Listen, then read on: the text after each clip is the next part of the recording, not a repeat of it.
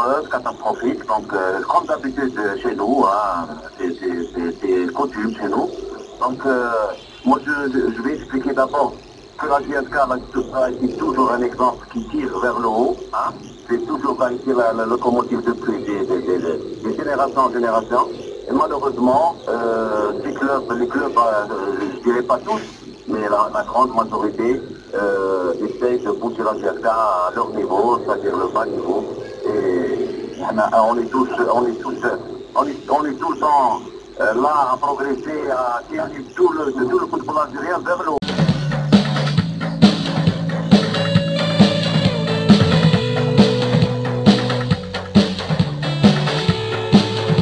Quand on a su que la programmation a été chamboulée et on était obligé de faire le déplacement et respecter l'équipe sportive, la GSK a toujours respecté l'équipe sportive. On ne pouvait pas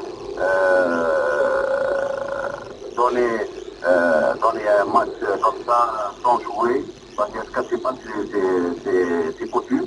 Donc on a décidé de prendre de faire le voyage et faire 1200 km jusqu'à Saoura avec un déplacement péril. Pour nous, c'était de représenter la GSK.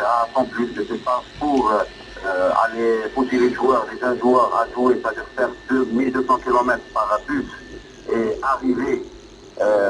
On a tout fait pour arriver à temps et chose faite qu'on a fait.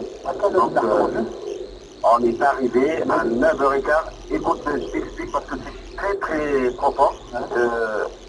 On était d'abord, j'ai appelé, en cours de route, j'ai appelé mon ami Mraria qui a plus pour nous réserver, regardez la feuille de route, pour nous réserver le dîner à emporter, pour ne pas perdre de temps pour dîner, en cours de route. Donc c'est des bonnes intentions. Donc chose faite, on a récupéré le dîner, on a mangé dans le bus, on a continué notre chemin. Jusqu'à arriver il nous restait à 100 km, donc le temps était la course contre la montre. Hein. Donc j'ai appelé des amis de la GSK de m'envoyer un véhicule en toute urgence pour arriver à temps. Donc ils nous ont envoyé une voiture.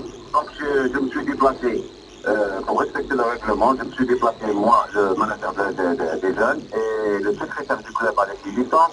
Le capitaine d'équipe, avec l'équipement, des couleurs de gardien de but et de l'équipement qu'on va jouer.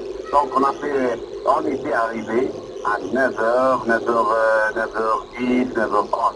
On tapait à la porte, personne ne trouvait. Imaginez-vous, personne. Un sac fermé. Donc on sautait par les regarde comment il y avait personne. Donc j'ai pris l'initiative. Avec l'arme parce que je ne voulais pas qu'on tape son match de telle manière. C'est une manière irresponsable. Donc j'ai monté, d'ailleurs il y a des vidéos que j'ai partagées. Donc j'ai monté j'ai escaladé le mur, j'ai sauté, j'ai fait des sprints, j'ai demandé aux gens là-bas dans le stade, les gardiens et tout, où le vestiaire s'est déjà fait. Personne ne m'orientait. Donc c'est une intention préméditée. J'ai accéléré tout en vitesse jusqu'au vestiaire et je trouve les dirigeants de la Saoura en compagnie de l'arbitre. Et le trio d'arbitre qui n'est même pas habillé en tenue réglementaire. Donc ils ont situé les trucs. Bon, comment ça? Des jeunes qui viennent 1200 km pour jouer, où est l'équipe sportive? Oui, on est à temps, on est arrivé à temps. Ce qui intéresse l'arbitre, c'est le capitaine qui remplit la feuille de match. Et le secrétaire, les dirigeants, l'équipement, ils sont là. Donc, alors ils cherchent la petite bête. Et d'ailleurs, on voit le scénario que c'était prémédité à l'avance, c'était préparé.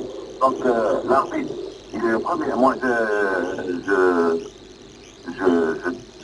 mets la responsabilité sur le premier d'arbitre, d'accord?